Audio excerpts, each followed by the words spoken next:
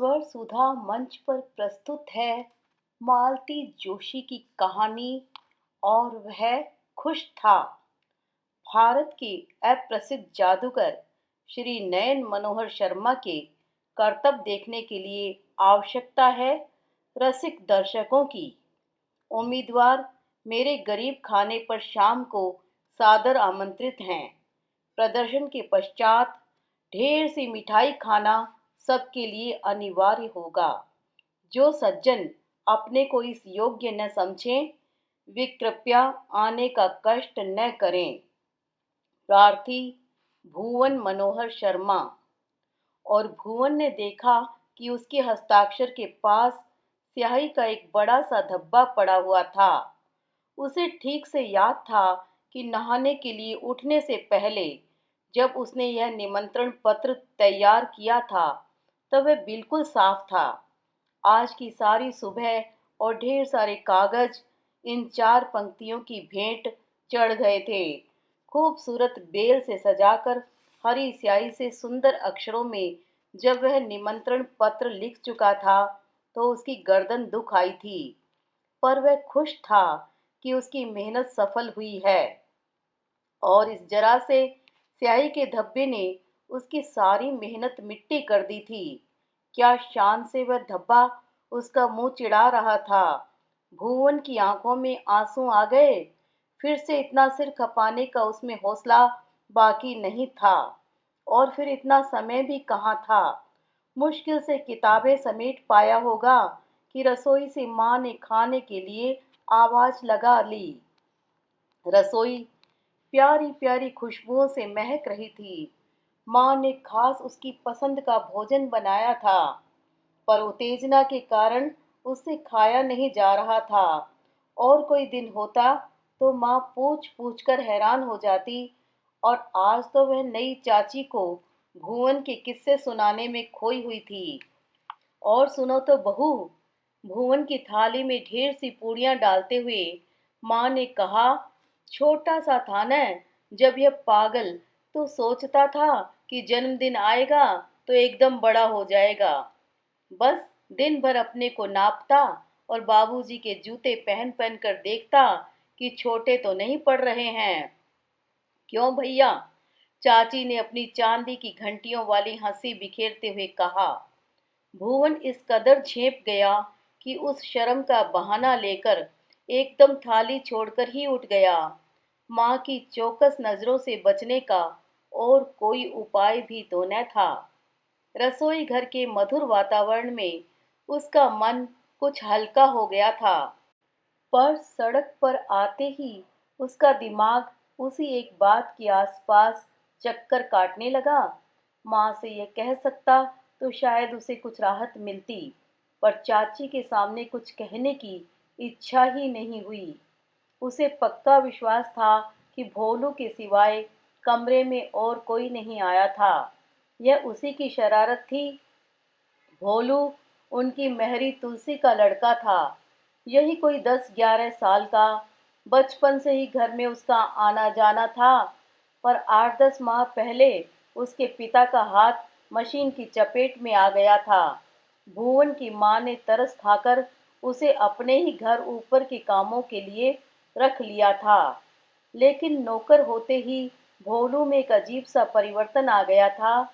उसके चेहरे का भोलापन एकदम गायब हो गया था।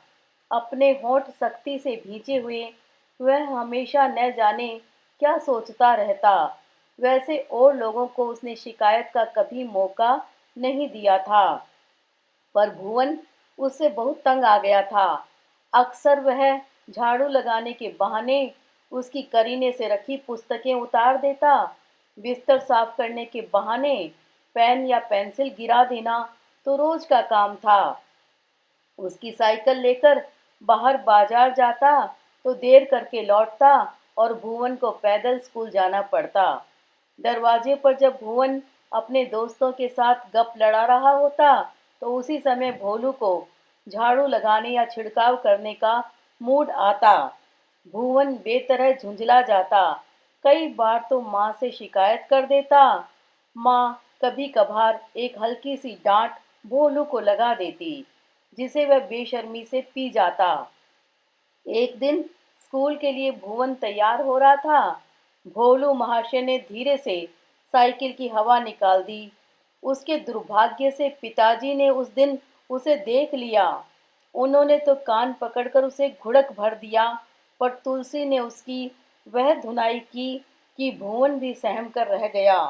घर का अकेला और सबसे छोटा होने के कारण उसके हिस्से में लाड प्यार ही अधिक आया था। दोनों बहनों की शादी के बाद तो माँ बाप ने कभी उसे डांटा तक न था। फिर भोलू का उसे तंग करना वह कैसे सह लेते। उस दिन की पिटाई के बाद दहशत के कारण भुवन ने भोलू की शिकायत भी करना छोड़ दिया था और माँ ने समझ लिया था कि सजा मिलने के बाद भोलू ने शैतानी छोड़ दी है। पर बात ऐसी नहीं थी।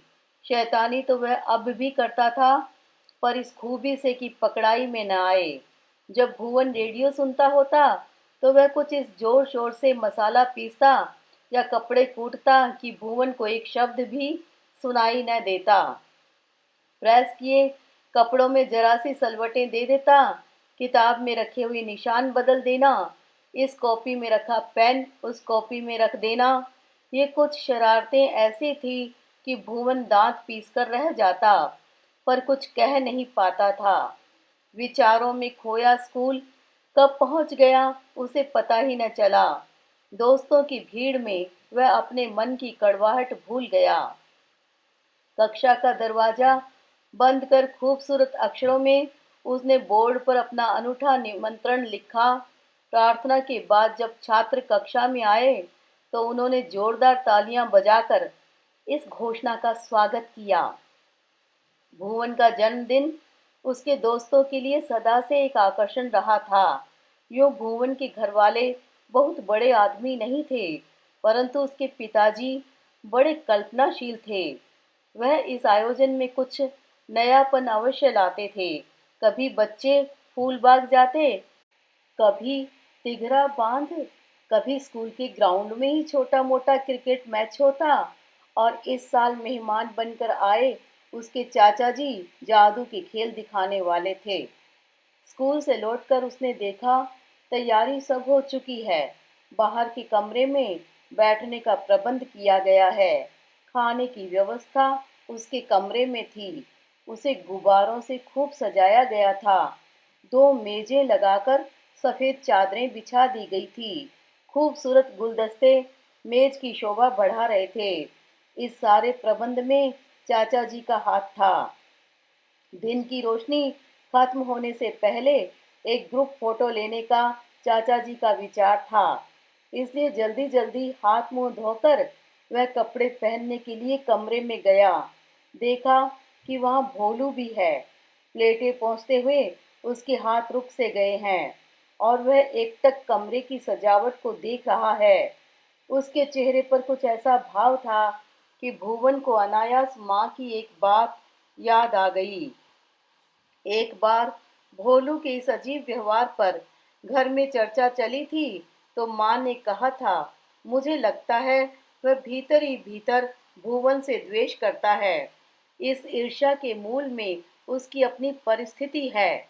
जो उसे नहीं मिल सका वह किसी और को मिल रहा है। यह शायद वह सह नहीं पाता। पढ़ने लिखने का, ओढ़ने पहनने का सुख तो पीछे आता है, पर माँ बाप का प्यार और खेलने खाने की आज़ादी, इन पर तो हर बच्चे का हक होता है। वह भी बेचारे को नसीब नहीं है। तुलसी भी हर वक्त उसे कोसती रहती है। मुझे तो सचमुच उस पर कभी कभी बड़ी दया आती है। इस वक्त भोलू के चेहरे को देखकर लगा कि माँ ने उसका मन जैसे आर पार देख लिया था। भुवन की आहट से भोलू चौंका और फिर काम में लग गया। अपने नए कपड़े निकालते हुए उसने देखा उसका ही एक पुराना जोड़ा भोलू पहने हुए है, जिसमें तुलसी ने दो चार पैबंद और लगा दिए हैं। कपड़े की जिंदगी शायद उससे बढ़ गई हो, पर पहनने वाला कितना छोटा हो गया था। पता नहीं क्या सोचकर उसने पुराने कपड़ों का ट्रंक खोला। पुराने कपड़े इकट्ठे करके अक्सर माँ उनसे बर्तन खरीदा करती थी। उन्हीं में से एक पाजामा और एक कमीज निकालकर उसने भोलू से कहा, भोलू, जा झटपट हाथ मुंह धोकर यह कपड़े पहनकर आ। बाथरूम में मेरा पुराना कंघा रखा है, जरा बाल भी ठीक कर ले। जल्दी आना, नहीं तो सूरज डूब जाएगा और तेरी तस्वीर नहीं खींच पाएगी। भोलू जैसे पंख लगाकर कमरे से भागा। भुवन झटपट तैयार होकर बाहर आया और मित्रों के स्वागत के लिए खड़ा हो गया। मित्र एक एक कर आते जा रहे थे।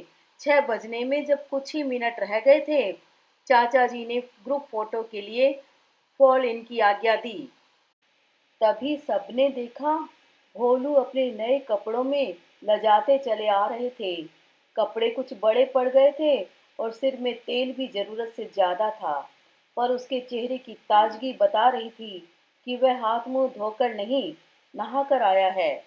उस शाम का कार्यक्रम बड़ा जोरदार रहा। चाचा जी का जादू, पिताजी का आतिथ्य, माँ और चाची की बनाई हुई मिठाइयाँ, सभी कुछ इतना अनुपम था कि लौटते हुए हर बच्चे के चेहरे पर तृप्ति की मुस्कान थी। सबसे ज्यादा खुश था भोलू। आज उसने भुवन के दोस्तों के साथ फोटो खिंचवाई थी। भुवन ने अपने पास बिठाकर जादू के खेल उसे समझाए थे। दोस्तों के सामने उसके गाने की खूब तारीफ की थी।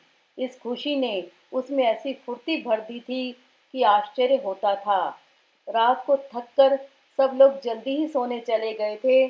सिर्फ माँ ठाकुर जी के सामने बैठी थी, शायद अपने बेटे के लिए संसार की सारी खुशियां मांग रही थी।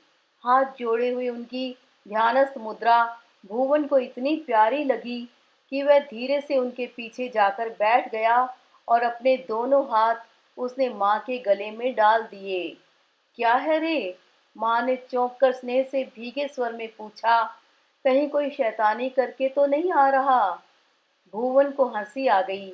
बचपन में शरारतें करने के बाद माँ के दरबार में पेश होने का उसका यही तरीका था। माँ, आज मेरे हाथ से एक नुकसान हो गया। मैंने भोलू को एक जोड़ा कपड़े दे दिए, तुमसे बिना पूछे। नाराज तो नहीं हुई न? नाराज होंगी, यह जानता तो तू दे सकता था क्या? पागल हुआ है, हैं?